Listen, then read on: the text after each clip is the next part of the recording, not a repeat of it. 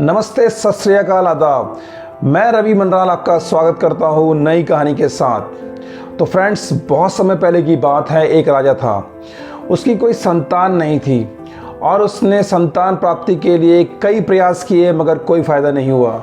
जिसने जैसा कहा वो वैसा करता गया लेकिन कोई फ़ायदा नहीं हुआ। कई तरह के पंडितों के पास भी वो गया लेकिन उसे संतान की प्राप्ति नहीं हुई। फिर उसके एक मंत्री ने उसे सुझाव दिया कि आप एक तांत्रिक के पास जाएं, आपको संतान की प्राप्ति अवश्य होगी। राजा ने वैसा ही किया और वो उस तांत्रिक के पास गया। तांत्रिक ने उसे कहा, आपको एक बच्चे की बलि देनी होगी, आपको संतान की प्राप्ति अवश्य होगी। अच्छा, उन दिनों ये रिवाज था, प्रथा थी कि बलि दी जाती थी और ये बहुत समय पहले की बात है। उस समय बलि की प्रथा थी। राजा ने कहा, ठीक है, मैं बच्चे की बलि देने के लिए तैयार हूँ। और राजा ने अपने शहर में, अपने राज्य में ढिंडोरा पिटवा दिया कि जो व्यक्ति उसे बच्चा देगा बलि के लिए, वो उस परिवार को अपार धन देगा, संपत्ति देगा, वो उन्हें अमीर बना देगा, माला माल बना देगा। राजा के राज्य में एक गरीब परिवार था जिनकी जीविका बड़ी मुश्किल से चल पाती थी। उनके पास धन का अभाव था, भोजन का अभाव था, बड़ी मुश्किल से उनकी जीविका चल पाती थी। 2 वक्त की रोटी भी उन्हें बहुत मुश्किल से मिल पाती थी। उस परिवार में कई सारे बच्चे थे, तो माता पिता ने सोचा, एक छोटा बच्चा है, ये बहुत छोटा है, किसी काम का नहीं है, इससे हमें कोई फ़ायदा नहीं होता। अपने स्वार्थ के लिए उन्होंने ऐसा सोचा, तो क्यों ना हम इस बच्चे की बलि के लिए इस बच्चे को दे दें राजा को, और हमारे पास पैसा हो जाएगा, हमारे पास पैसा आ जाएगा, हमारा जीवन बदल जाएगा, हम अमीर बन जाएंगे और हमारा जीवन काफ़ी सुकून और शांति के साथ कटेगा। और उस माता पिता ने अपने स्वार्थ के लिए अपने बच्चे को राजा को बलि के लिए दे दिया। अब बलि का समय आया, बलि का दिन आया और उस बच्चे से पूछा गया कि बताओ तुम्हारी अंतिम इच्छा क्या है। तो बच्चे ने बोला कि मेरे लिए थोड़ी रेत और मिट्टी लाई जाए।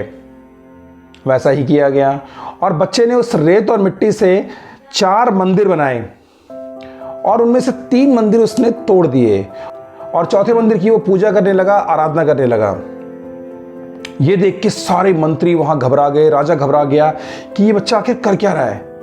राजा बहुत ज़्यादा घबरा गया और जब उससे रहा नहीं गया तो उसने बच्चे से पूछा कि ये तुम क्या कर रहे हो। तो बच्चे ने बताया, जो पहला मंदिर था वो मेरे माता पिता के नाम का था। माता पिता का ये फर्ज था, कर्तव्य था कि वो मुझे बचाते, मेरा पालन पोषण करते, लेकिन उन्होंने अपने स्वार्थ के लिए, अमीर बनने के लिए, केवल धन के लिए, धन के लालच में मुझे बलि के लिए दे दिया। तो मैंने अपना पहला मंदिर तोड़ दिया। दूसरा मंदिर मेरे रिश्तेदारों का था। उन्हें मेरे माता पिता को समझाना चाहिए था कि वो गलत काम कर रहे हैं, उन्हें ऐसा नहीं करना चाहिए, अपने बच्चे की बलि नहीं देनी चाहिए, लेकिन उन्होंने ऐसा नहीं किया। तो दूसरा मंदिर भी इसलिए मैंने तोड़ दिया। और तीसरा मंदिर आपका था, महाराज राजा का था।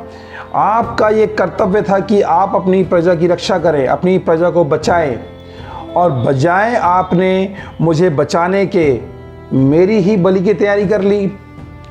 इसलिए हे महाराज, मैंने तीसरा मंदिर भी जो आपके नाम का था वो तोड़ दिया। अब रहा चौथा मंदिर, वो था भगवान का। और अब मैं भगवान की शरण में हूँ। मैं भगवान से आराधना कर रहा था कि हे प्रभु, हे ईश्वर, हे भगवान, मुझे बचा लो, मेरी रक्षा करो, मेरे जीवन की रक्षा करो।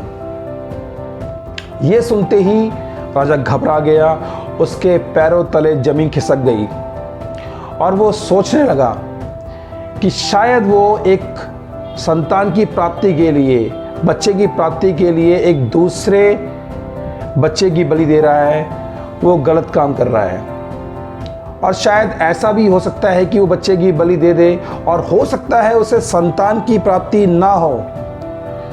तो उसने अपना विचार बदल दिया। उसने बच्चे की बलि का विचार त्याग दिया और उसने उस बच्चे को ही अपना उत्तराधिकारी घोषित कर दिया, उसे अपना राजकुमार बना लिया और उसने कहा, यही आगे चल के यहाँ का राजा होगा। तो इस तरह से भगवान ने उस बच्चे की रक्षा करी। तो कहानी का संदेश ये है कि जब हम चारों तरफ से संकट में घिर जाते हैं, जब हमें कोई रास्ता नहीं दिखाई देता, हमें लगता है कि अब कोई राह हमें नहीं दिखाई दे रही है तो प्रभु को याद करना चाहिए। वो प्रभु पालन करता है, सबको देखते हैं, सबकी सुनते हैं। और हमें जीवन में कभी भी हार नहीं माननी चाहिए। कई बार समस्याएं आती हैं और हमें कभी हार नहीं माननी चाहिए। तो फ्रेंड्स, जल्दी ही मिलेंगे नेक्स्ट कहानी में, तब तक स्टे ट्यून्ड।